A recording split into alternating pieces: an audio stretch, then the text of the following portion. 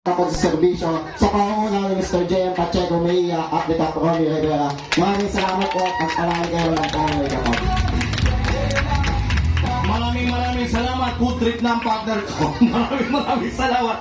SKIB, Lawrence Christian Pita. At syempre ang susunod naman, kalapit nyo rin dito sa Barangay 171 Bagumong. Ang hawak niyang kompetiba ay peace and order. Kaligtasan ng mga LGBT kabataan dito sa Barangay 171 ay kanyang pangangalagaan.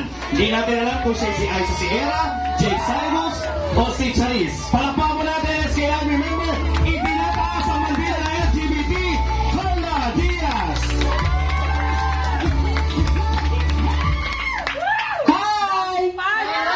Ayan, magandang umaga po sa inyo lahat. Magandang buhay. Ako nga po pala si Carla Diaz.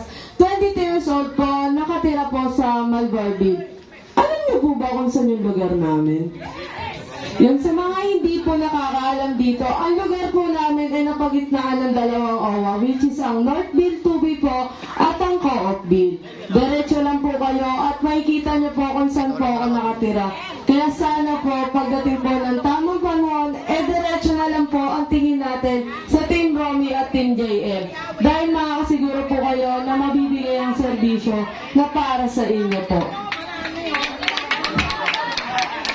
At ako rin po ang youth advisor ng aming lugar at proud na proud po akong representative ng LGBT community sapagkat naniniwala po ako na ang isang katulad ko po ay kaya magbigay serbisyo sa kapwa kabataan ko.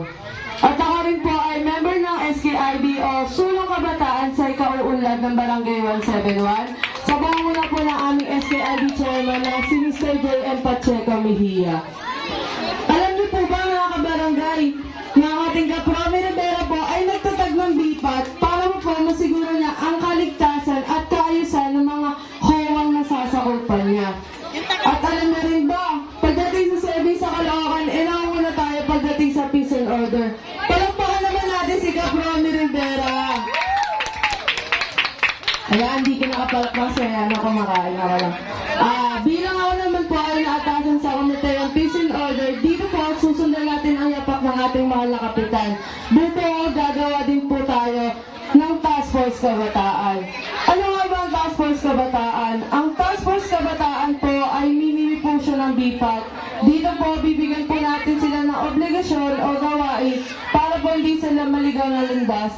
Bagkus po ay sila po pong maging magandang ehemplo sa mga kabataang nakakakita sa kanila. At din po, maglulunsad din po ako ng seminar patungkol po sa self-defense. Alam naman po natin na mga kabataan po, yung mga kabataan po